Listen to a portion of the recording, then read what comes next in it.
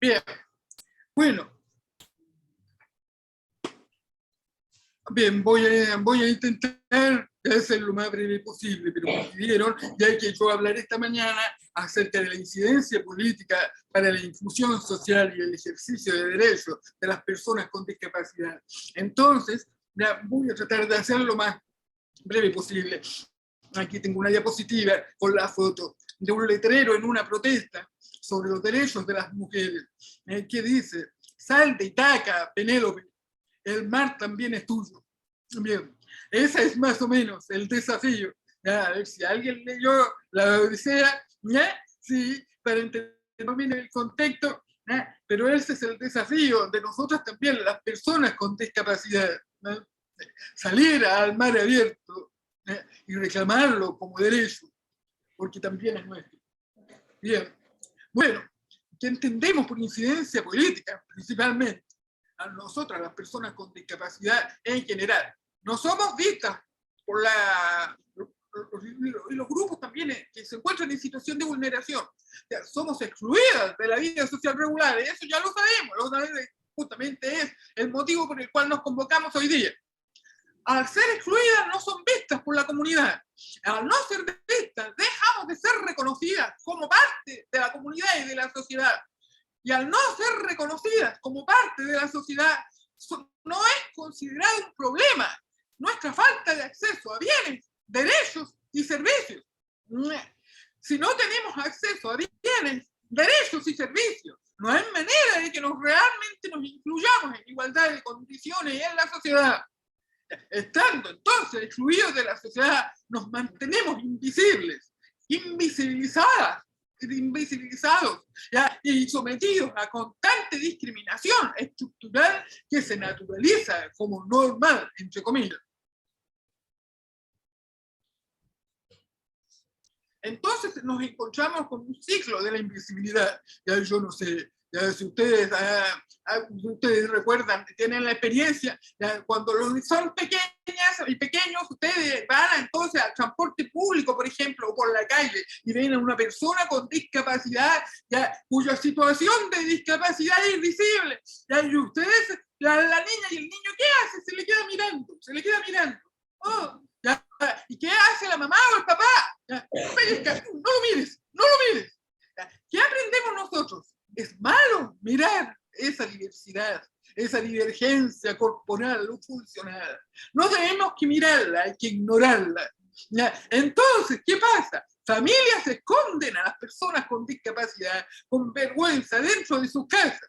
Ya, si no somos visibles, entonces las personas con discapacidad no somos percibidas una vez, entonces la sociedad no se preocupa de darnos acceso a bienes y servicios y continúa el círculo entonces. Sin acceso a bienes y servicios no hay inclusión, y la discriminación y la falta de conciencia por parte de la comunidad en relación a nuestras necesidades específicas sigue siendo totalmente ignorada e invisible, y así continúa el círculo de la invisibilidad.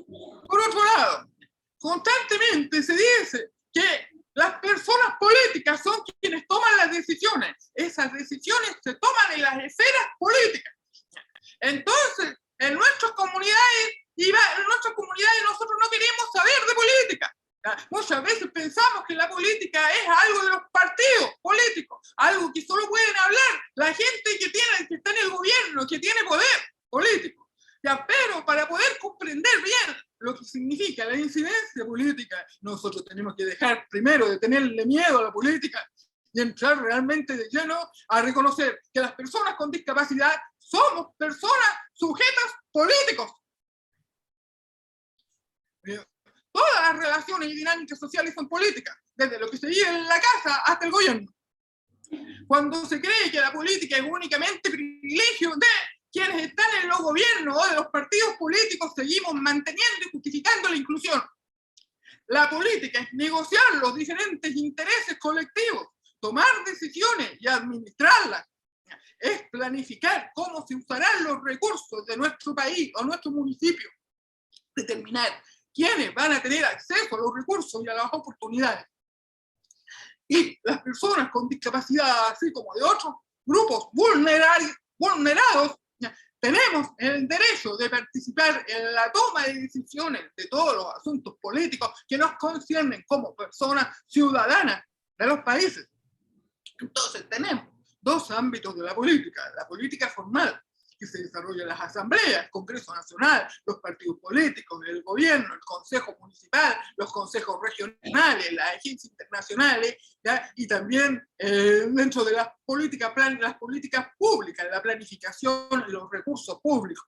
Pero también tenemos la política informal, que se refiere a lo que sucede dentro de la sociedad civil, las familias, las comunidades y las organizaciones de todo tipo, y cómo nosotros tenemos incidencia en las decisiones que se toman en la política formal.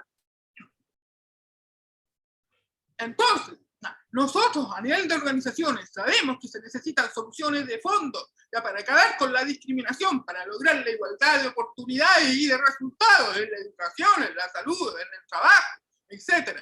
Ya, para influir, nosotros necesitamos influir en las decisiones sobre las políticas públicas, y esa debe ser una parte importante de nuestros esfuerzos para lograr realmente el respeto efectivo de nuestros derechos humanos. La política es donde se toman todas las decisiones que afectan nuestras vidas. Bien. Entonces, la incidencia política es el proceso de participación política permanente, consciente, para cambiar las políticas públicas, las prácticas, las ideas, los valores, los estigmas que mantienen la desigualdad, los prejuicios y la exclusión de una manera estructural. La incidencia política fortalece la capacidad de la ciudadanía como tomadores de decisiones, construye instituciones de poder más transparentes, más democráticas y más equitativas. La incidencia política nos ayuda a influir en las personas que diseñan, deciden y ejecutan las políticas públicas para lograr que cumplan con su responsabilidad de garantizar nuestros derechos humanos y de responder a nuestras necesidades y a generar una inclusión social, ¿no?, y ciudadana efectiva. Bien, entonces, ¿por qué necesitamos hacer incidencia política?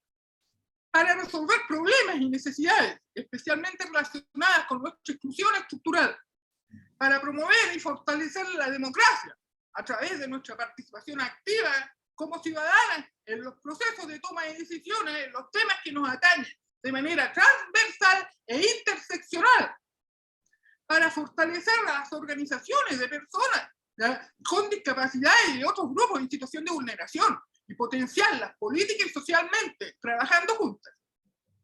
Bien, esto a nivel de marco general en torno a lo que es la incidencia política. Ahora voy a decir, tengo entendido que tengo tiempo hasta las 10:30, así que voy a mencionar las 10 reglas de oro de la incidencia política a través de un análisis de los errores y de los aciertos. ¿Bien? Primero, lanzarse a una campaña de incidencia política sin saber lo que dicen los partidos políticos, las entidades de gobierno y los demás actores. Esto significa lanzarse sin mapa, partir sin un mapa. Si nosotros no tenemos, si nosotros no tenemos un conocimiento ya claro del escenario donde queremos incidir políticamente, no vamos a saber si nuestros argumentos y nuestra estrategia va a ser bien recibida. Acierto, conocer bien el terreno donde vamos a trabajar, informarnos, hacer un mapa de las y los actores que toman decisiones en ese terreno y de sus posibles reacciones.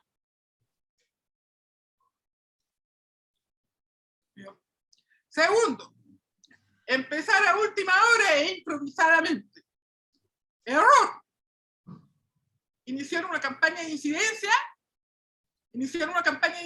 cuando ya está muy avanzado el proceso de decisión sobre un tema. Por ejemplo, cuando aparece la noticia de la propuesta de una política pública en los medios de comunicación. Eso ya es demasiado tarde. El acierto, hay que estar informado previamente de que la institución pública X está empezando a valorar el impulso de una política, un programa, una ley, o porque en el plan de gobierno del partido ganador en las elecciones se está planteando el tema X, entonces hay que darle impulso. Hay que trabajar planificadamente, con objetivos bien definidos y con anticipación para reaccionar oportunamente y rápidamente también. O, por ejemplo, hay también en el proceso de escritura de la convención, donde yo también participé, tuve la oportunidad de participar. Ahí nosotros trabajábamos en las mañanas antes de las reuniones formales, ¿ya? Y en las noches después de las reuniones formales, preparando lo que se iba a discutir al día siguiente con nuestra estrategia y nuestras propuestas de articulado para llegar a tiempo y oportunamente con la propuesta y así decidir en la Convención de Naciones Unidas por los Derechos de las Personas con Discapacidad. Si esa convención es ahora lo mejor que tenemos en términos de reconocimiento de derechos de las personas con discapacidad, es porque las personas con discapacidad estuvimos ahí en Naciones Unidas, incidiendo políticamente entre los representantes de los gobiernos, educándolos sobre nuestros derechos y nuestras necesidades y reaccionando oportunamente a tiempo con la propuesta de articulado para que fuera adoptada por los estados y aceptada a nivel de asamblea. Bien. Ahora otra cosa, por ejemplo, no nos oyen hablar de buenas noticias. Un error es cuando buscamos y entramos en contacto con diputados, senadores, otros tomadores de decisiones y gobierno, solo cuando tenemos un problema, y con una actitud de reclamo constante, de demanda de reclamo constante, en vez de mantener también un contacto continuo, construir relación con los tomadores de decisiones. Y cuando ellas y ellos toman decisiones positivas, no elogiamos a quienes tomaron la decisión. El acierto para la disidencia política es mantener comunicación permanente con los tomadores de decisiones, diputados, asesores, ministros, técnicos del gobierno, que estén interesados en escucharnos en nuestros temas o que tienen incidencia en la toma de decisiones sobre nuestros temas y que por lo tanto con ellos necesitamos construir relación. Y también para identificar quiénes son aliados a nuestras causas y nos pueden ayudar a decidir sobre otros tomadores de decisiones. Hay que tener una actitud proactiva, propositiva, no basta solo con demandar, hay que proponer inmediatamente, al mismo tiempo hay que proponer. Elogiar oportunamente cuando se impulsa una iniciativa o se toma una decisión hacia una política que es realmente inclusiva o favorece nuestros derechos humanos o los reconoce. Cuarto, hacemos lo que siempre hemos hecho, o sea, vamos hacia la solución conocida, porque no nos queremos arriesgar a salir de nuestra zona de confort. Un error, por ejemplo, cada año organizamos la misma campaña en la misma fecha, con los mismos métodos, la misma estrategia. Nadie se sorprende, no cae en las noticias, no está adaptado a la realidad actual. Acierto. Organizar campañas novedosas, creativas, que atraen la atención, ya que usan los canales y los medios que actualmente se utilizan, que se puedan convertir en noticias y que no se centren solamente en demanda. Punto 5. Andamos de puntillas. Error, pensar que la influencia política debe pasar en secreto, cuando en realidad debemos desarrollar acción simultánea, acciones de incidencia pública, formación de opinión pública, dando publicidad al trabajo positivo que realizamos. El acierto es que debemos cacarear lo bueno que hacemos, debemos publicitar lo bueno que hacemos. El punto 6. Pensamos, Dios los cría y el diablo los junta. El error significa aquí que cuando colaboramos con quienes siempre hemos colaborado, es decir, nuestra zona de confort, operando con el sesgo de afinidad, quienes se parecen más a nosotros, con ellos trabajamos. En lugar de atrevernos a crear nuevas relaciones y alianzas, e incluso con aquellos que están más lejanos a nuestros pareceres, con la posibilidad de obtener, o con nuestras causas, con la posibilidad de obtener una publicidad conjunta, de influir en la política o de generar objetivos comunes que nos permitan cambiar el status quo. El acierto es desarrollar nuevas relaciones y alianzas con sectores y grupos con los cuales no nos hemos relacionado antes. Entrar en la alianza, por ejemplo, con otras organizaciones de la sociedad civil, por ejemplo, las redes de empresas, los sindicatos, por ejemplo, los equipos de profesorado para promover la educación inclusiva, las redes de empresas, los sindicatos para promover el trabajo inclusivo, y así sucesivamente, ir buscando las organizaciones de derechos humanos en general, las organizaciones de derechos de personas afrodescendientes, las organizaciones de derechos de personas indígenas, ¿ya? Para ir generando objetivos comunes por causas que pueden ser comunes. Número 7. Creamos nuevos adversarios en vez de nuevos amigos. Esto es más o menos muy similar a esto de no se cansan las moscas con vinagre.